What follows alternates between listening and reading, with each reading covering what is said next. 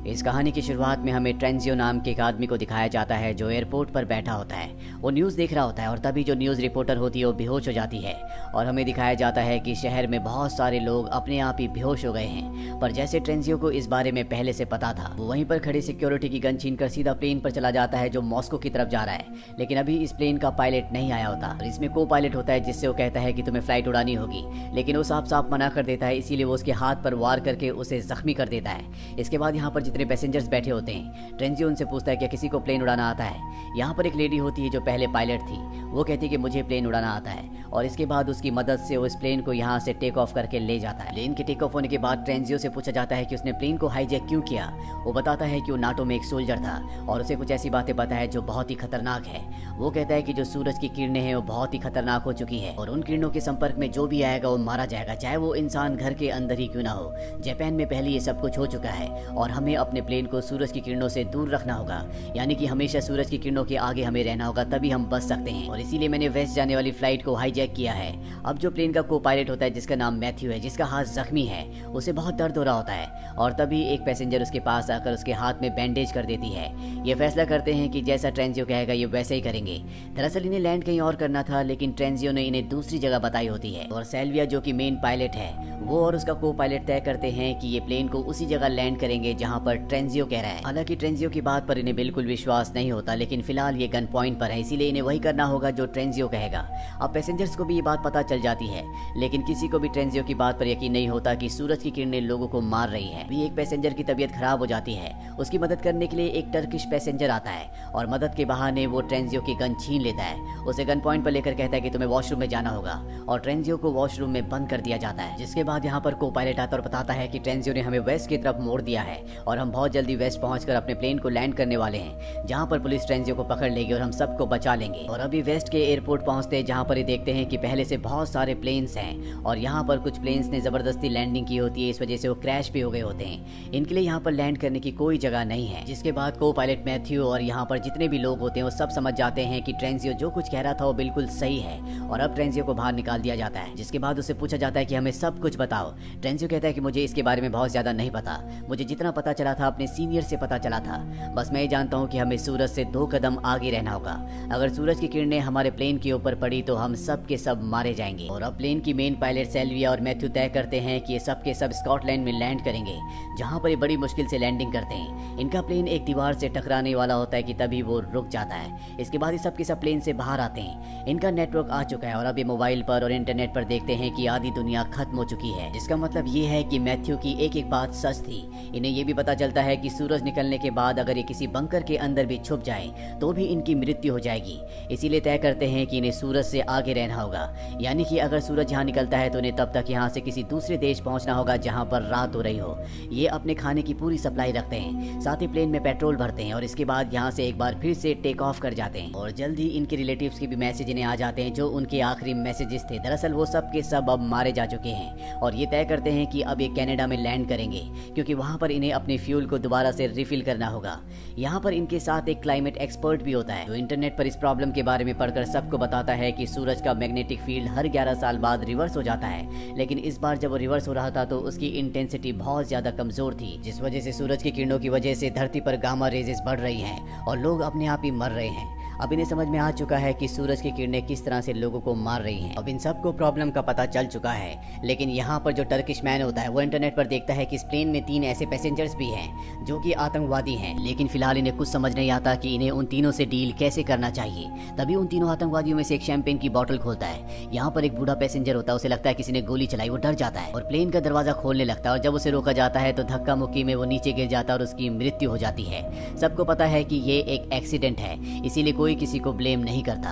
और अब इनका प्लेन कनाडा में लैंड करता है जहां पर इन्हें फ्यूल और खाने की चीजों को दोबारा से फिल करना है। लेकिन अब ये उन तीनों आतंकवादियों से छुटकारा पाना चाहते हैं, इसीलिए ये उन तीनों से कहते हैं कि हमारा रेडियो खराब हो चुका है, तुम्हें रेडियो लाना होगा। वो तीनों कहते हैं कि हमारे साथ 2 लोग और जाएंगे और यहाँ पर एक लड़के को और एक लड़की को अपने साथ लेकर वो रेडियो ढूंढने के लिए चले जाते हैं। इसी दौरान जिस बूढ़े आदमी की मृत्यु हुई होती है उसे भी दफना दिया जाता है और अभी जो 5 के 5 रेडियो लेने गए होते हैं इन्हें रेडियो मिल जाता है। इनमें जो लड़का होता है उसे पूरे प्लान का पता होता है कि उसे किसी भी तरह से इन तीनों आतंकवादियों को वहीं पर छोड़ना होगा। इसीलिए वो उन तीनों को एक कमरे में बंद कर देता है, लेकिन लड़की को प्लान के बारे में कुछ नहीं पता होता। वो कहती है कि तुम ऐसा क्यों कर रहे हो, हमें उन तीनों को अपने साथ ले जाना होगा।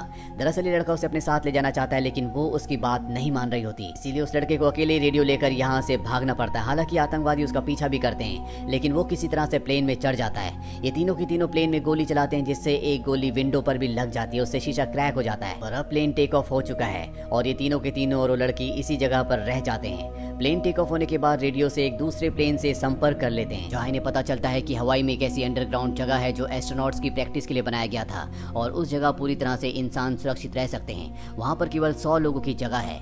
अब ये फैसला नहीं कर पा रहे होते कि इन्हें वहाँ पर जाना चाहिए कि नहीं, क्योंकि वो जगह इस जगह से बहुत दूर होती है, लेकिन इनके पास इसके अलावा कोई और रास्ता भी नहीं है। और तभी यहाँ पर अलार्म बजना शुरू हो जाता है, जो कि लैंडिंग गियर का होता है। मैथ्यू को समझ में आ जाता है कि उन 3 आतंकवादियों में से एक आतंकवादी लैंडिंग गियर में छुपकर उनके साथ जा रहा है। वो तय करता है कि वो प्लेन को और भी स्पीड से उड़ाएगा ताकि वो आतंकवादी सांस ना ले पाए और उसकी मौत हो जाए। और अब वो प्लेन को स्पीड से उड़ाना शुरू करता है, लेकिन स्पीड बढ़ने की वजह से वो विंडो जिस पर गोली लगी थी वो टूट जाती है, जिससे प्लेन के अंदर का सारा ऑक्सीजन खत्म हो जाता है। यहाँ पर लोगों को सांस लेने में प्रॉब्लम हो रही होती है। इसी प्लेन में एक बच्चा होता है जिससे सांस की अस्थमा की प्रॉब्लम होती है, लेकिन यहाँ पर जो टर्किश मैन होता है वो ऑक्सीजन पाइप से उसके लिए एक ऐसा पाइप बनाता है जो उसके नाक के अंदर डाल देता है और अब वो नॉर्मल हो जाता है। साथ ही यहाँ पर प्लेन की उस टूटी हुई विंडो को भी कवर कर दिया जाता है, लेकिन अब भी वो आतंकवादी उसी जगह पर है जहाँ पर वो छुपकर इनके साथ आ रहा है। साथ ही इनके प्लेन में इतना फ्यूल नहीं होता कि ये यहाँ से सीधा हवाई चले जाएं। इसीलिए जो पायलट सेल्विया होती है वो कहती है कि अलास्का में एक इमरजेंसी लैंडिंग एयरपोर्ट है, हमें वहाँ पर लैंड करना होगा, लेकिन सबसे पहले इनकी लैंडिंग गियर में जो आतंकवादी छुपा हुआ है उसे ठिकाने लगाना होगा, तभी ये लैंड कर सकते हैं। और जिसके बाद ट्रांजियो, टर्किश मैन और एक और आदमी उस जगह पहुंच जाते हैं जहाँ पर वो आतंकवादी छुपा हुआ है। ये उस आतंकवादी को मारकर वापस ऊपर आ जाते हैं, जहाँ पर सारे के सारे पैसेंजर उस टर्किश मैन को घेर लेते हैं। दरअसल उसके सामान में बहुत ही कीमती हीरे मिले होते हैं। इस प्लेन में सबसे पहले जिस आदमी की तबीयत खराब हुई थी उसने बताया था कि उसने हीरे निगल लिए हैं, इसीलिए उसकी तबीयत खराब हो गई थी, जिसके बाद उसकी मौत हो गई थी और अब हीरे टर्किश मैन के पास मिले हैं। जिसके बाद वो सबको बता देता है कि मैं हीरो की स्मगलिंग करता हूँ। ये हीरे मैंने एक म्यूजियम से चुराए थे जो कि बेशकीमती है, और जिस आदमी की तबीयत सबसे पहले खराब हुई थी, जिसके पेट में हीरे थे, वो मेरा ही आदमी था।